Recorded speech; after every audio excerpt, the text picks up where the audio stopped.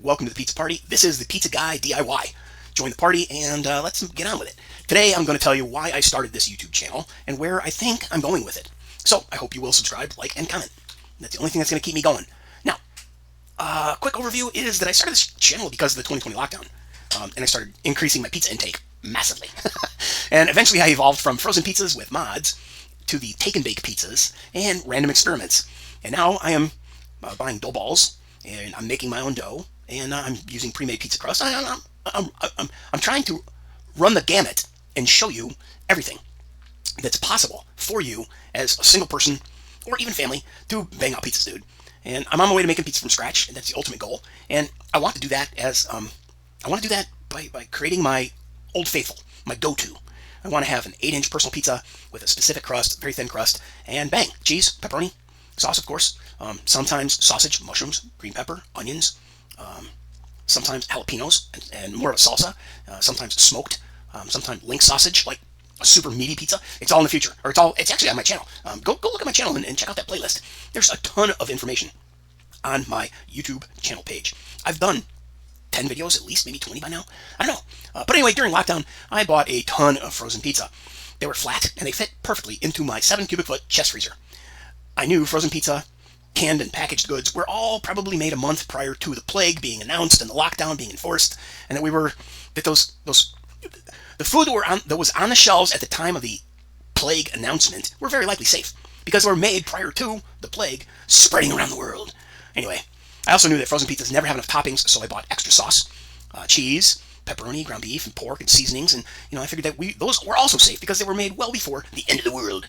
So anyway, sauces were the canned and jarred variety, and of course seasonings are dry, but I put the meat and cheese in my freezer, and everything's good. All right, moving on. I started buying the take and bake style pizzas after I used up my frozen pizzas and the cheese and the meat that was in the freezer with them, and I started buying the take and bake because the plague and the lockdown really didn't loosen. We learned more that we were basically facing a scam, and everybody became suspicious. And all right, but guess what? OSHA and the FDA already require people in food manufacturing to wear masks, gloves, hairnets, and other protective clothing during food production. I learned that the take and bake pizza at Walmart was not made by the ladies who were back there putting icing on cakes and making donuts and slicing deli meat and slicing cheese. But guess what? Every single one of them had on a mask and gloves and hairnets and eye protection and other protective clothing required for food production by FDA and OSHA requirements. I kind of kept spying on those ladies. Every time I went through the produce department, I was looking over at the deli and the bakery section, and every single one of them was religiously using the personal protective equipment. What's it called? PTEs? Whatever. PETs? Personal? PST? I don't know. I can't remember. But anyway, I got comfortable and decided that the take and bake raw dough pizzas were safe. They were made by outside manufacturers who adhered to FDA and OSHA requirements, and every 24 hours, there was a complete sterilization and wash down process. Even though they might have run 3 shifts or 2 shifts, the third shift is the cleaning shift. Whatever. Anyway, I eventually learned that the whole lockdown thing was a bunch of bullshit. A giant scam, and that's my opinion. Your opinion may differ. I don't care. But since then, I decided that my partially homemade pizza was much better than any frozen or take and bake pizza than it could ever be, right? So I started using pre-made crust and my own cheese, raw cheese, grated cheese. I bought blocks of cheese, right? So we're not going with that pre-made sawdust or sand or it's called anti-caking agent, potassium, I think. The powder that keeps the pre-shredded cheese from sticking to one another. Anyway, I've been there, done that, and I started using pre-made crust. Didn't care for those much, but I keep them on hand because when I want an impromptu pizza, I have it. I can make it. It's in the cupboard. Same thing with pre-made frozen dough balls. You can get them at the store. They ship frozen, but the store usually doesn't put them out on the shelf until they're thawed. Then you bring them home and you put them in the fridge, and they can keep for up to a week. So having pre-made frozen dough balls on hand is pretty useful. And then I have also already, even though I haven't put up the videos yet, I've done my do-it-yourself dough and pizza crust made from scratch. I bought a kitchen scale, a jeweler scale, but you don't need all that, and I'm getting to that in a little minute. All right, let's carry on. In time, I asked myself, who else needs this kind of information? And I decided that some of my own former selves need videos like the ones I plan to make. I want to help the kid who was 18 years old, got kicked out of the parents' house after high school. I was that kid. Or you might be 18 years old and your parents are jerks, and you move out voluntarily. But I just had a little graduation party. There were 10 cars up and down the street. We were smoking out. We didn't have a kegger. There wasn't any beer spilled. The house didn't get wrecked. We were mostly hanging around in the garage and lawn chairs. And, my parents freaked out. The neighbors freaked out, told my parents, and blah, blah, blah, blah, blah. 18-year-old kid kicked out of their parents' house after high school. Guess what? I'm not ordering from Pizza Hut. I want to be able to bang out my own pizza, and I want it to be a damn good pizza. And it's cheaper. You can for the same price of a pre-made pizza delivered to your apartment when you're 18. My only vehicle was a dirt bike, a dual sport motorcycle, right? So I couldn't even carry a pizza home. I guess I could if I had like an extra couple, 6 bungee cords. But anyway, married people, you gotta feed the kids, and the kids don't care about anything except cheese pizza. So give them the stupid frozen cheese pizza and make yourself a really good quality pizza. Or people moving on after a divorce, like I have done, and maybe the death of a spouse, and suddenly you're on your own, dude, and you gotta make food, and you want pizza. I'm gonna teach you how to make pizza on demand. And anyone else and everyone else that is starting to do it yourself, fooling around, finding out, and doing something, even if it's wrong, even if you burn that pizza, or even if you melt the cheese and it falls off, like in some of my previous videos I've uploaded, you're gonna learn something. So what's next? Well, I want to talk about bare bones basics and the absolute beginner startup tools. And that to me is going to be an 8-inch cast iron pan, a measuring cup, a sharp knife, a cheese grater, box, and then of course ingredients and stuff. But I kind of want to go in time. I hope to have a beginning, middle, and end, or beginner, intermediate, expert kind of videos. But there's no end, right? There's no end. Beginning, middle, end, there's no end. But check out George Carlin on YouTube and look up George Carlin stuff. He's a comedian. He's passed away, but he was one of the funniest men in human history.